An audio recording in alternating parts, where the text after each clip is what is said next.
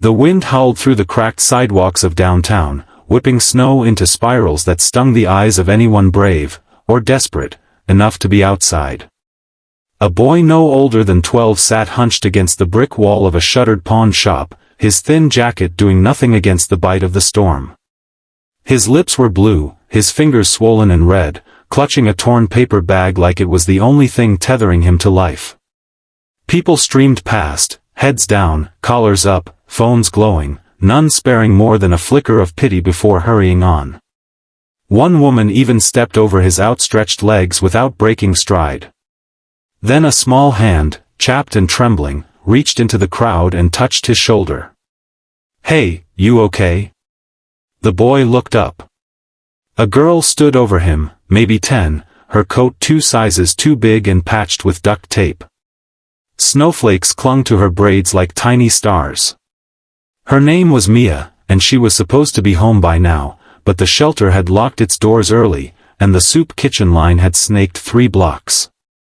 She'd been walking for hours, stomach growling, when she saw him. He didn't answer. Just shivered harder. Mia glanced at the crowd, then back at him. "Come on. I know a place." She didn't wait. She just grabbed his sleeve and pulled. He stumbled after her, legs numb, barely able to keep up as she dragged him through alleys and under awnings, past steaming grates and overflowing dumpsters. Finally, they ducked into an abandoned laundromat, its windows fogged with condensation from the dryers long dead. Inside, it wasn't warm, but it was out of the wind.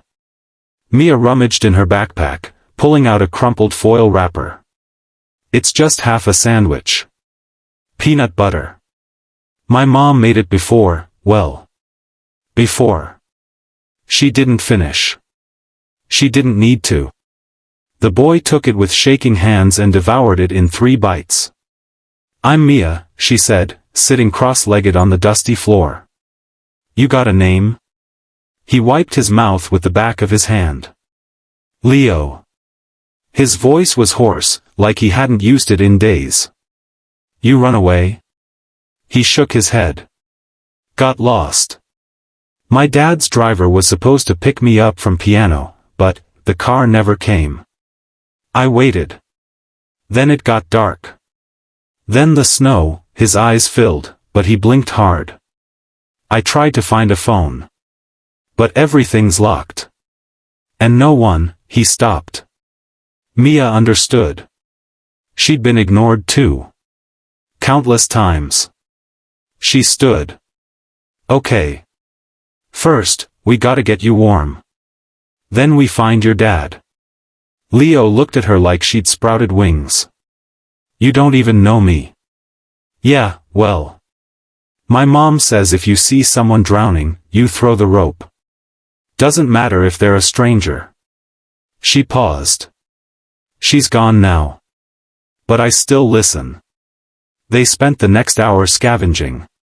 Mia found an old extension cord and plugged in a space heater someone had abandoned in the corner. It sputtered to life, casting a weak orange glow. Leo's teeth stopped chattering. She gave him her spare socks, holy, but dry, and wrapped her scarf around his neck. As the night deepened, they talked. Leo told her about his dad's penthouse, the private chefs, the bodyguard who shadowed him everywhere. "He's always working. Says it's for me. But I just want him to come to one recital." Mia nodded. "My mom worked 3 jobs. Said the same thing. One day, Mija, will have a house with a yard." Then the cancer came. She shrugged, but her voice cracked. One day never came. Leo was quiet. Then, "I'm sorry." "Don't be. Just, don't waste your dad. If he's out there looking, let him find you." Dawn broke gray and sluggish. Mia had a plan. She'd heard the rich kids' school had a security office that stayed open 24/7. If they could get there, someone would recognize Leo. But it was miles away, and the buses weren't running in the storm.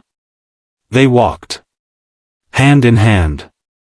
Leo's shoes were soaked through, Mia's boots leaked. Every step was agony, but she kept joking, about the time she'd traded her only doll for a loaf of bread, about the stray cat that followed her for 3 blocks. Leo laughed, a sound like breaking ice. Halfway there, they hit a police checkpoint. Barricades. Flashing lights. An officer waved them over. "You kids shouldn't be out here." "That's him," a voice shouted. A man in a tailored coat pushed through the crowd, face streaked with tears. "Leo." Leo froze. Then ran. The man, his father, dropped to his knees in the snow, enveloping his son in a hug that looked like it could crush bones. "I thought the driver had a heart attack. We've been searching all night. Every hospital, every shelter." Mia stood back, hands in her pockets, suddenly aware of how ragged she looked. The man, Alexander Voss, CEO of Voss Industries, finally noticed her. You brought him back." She shrugged. He was cold. Alexander studied her. The patched coat. The 2 big boots. The fierce, exhausted eyes. "What's your name?" "Mia." "Just Mia." He looked at his son, who was clinging to him like a lifeline. Then back at her. "Mia, I owe you everything. Name it. Anything." She thought of her mom's hospital bills. The eviction notice taped to their door. The way the shelter smelled like bleach and despair. But she looked at Leo, safe now, warm, and shook her head. Just, maybe come to his next recital. Alexander's eyes softened. Done. They tried to give her a ride. A warm car. A hot meal. But Mia slipped away before the cameras arrived, melting into the crowd like she'd never been there. Except she had. 3 months later, a knock came at the shelter's side door. Mia opened it to find Leo, cheeks flushed, holding a violin case. Behind him stood Alexander, holding an envelope. "We're moving," Leo said. "Dad got me into a new school. With a music program." And, he stepped aside. A moving truck idled at the curb. Inside, boxes labeled Mia's room. Alexander cleared his throat. "You saved my son. Let me return the favor. A house. A scholarship. Whatever you need." Mia stared. Then laughed, a real, bright sound. "You're really coming to the recital?" "Front row," Alexander promised. Years passed. Mia grew up in a house with a yard, just like her mom dreamed. She went to college on a full ride. Leo became a concert violinist, his first album dedicated to M, who threw the rope. And every Christmas, 2 stockings hung on the same mantle, one monogrammed L, the other M. Because some debts can't be paid with money. Some are paid with presents. With showing up. With never walking past a freezing kid again.